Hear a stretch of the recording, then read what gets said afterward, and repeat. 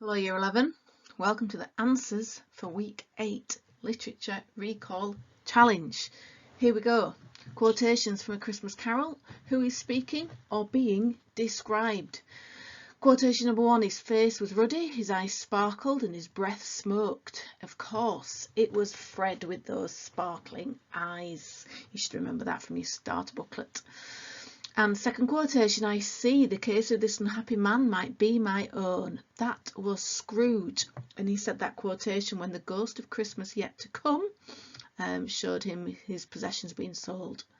Third quotation, the happiness he gives is quite as great as if it cost a fortune. And Scrooge said that about Fezziwig, his old employer, when he threw the party on Christmas Eve for his employees.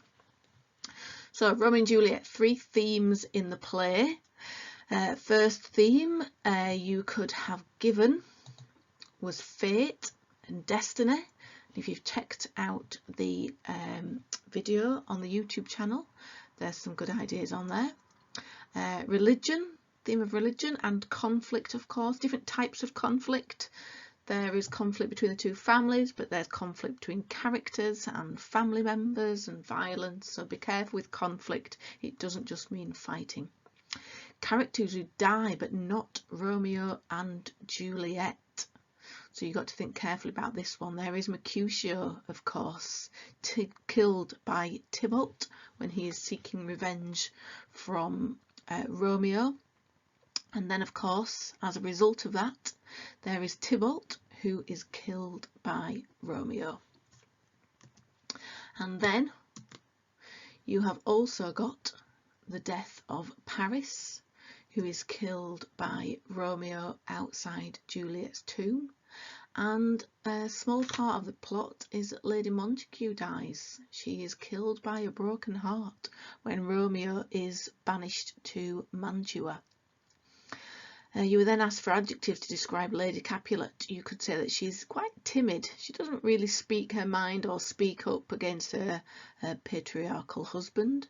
She's quite selfish. She looks after herself, but maybe that's in a self-preservation way because of the patriarchal times that she lives in. She's very obedient. She does what she's told, particularly in Act 3.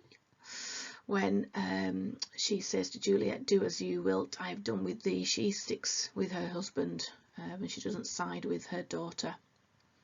So opposite references in the play, lots of references to light and dark in the play, right from the beginning all the way through. There's of course those birds, the nightingale and the nightingale and the lark. Lots of references to heaven and hell, but you can actually, when you're looking for opposite references, you can actually start with the prologue. If you look at the prologue, there are lots of contrasting references in there. Okay, so if you don't want to look throughout the whole play, the prologue is a great place to start to look for opposites. Okay, so find and fix the mistakes in Inspector Calls. It was Lord Croft, not Earl Croft.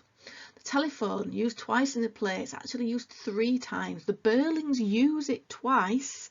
Mr. Burling phones about the inspector and they also phone the hospital to ask about whether or not someone has drunk bleach and died, but then the phone rings at the end to tell the Burlings an inspector is coming to interrogate them, a real inspector.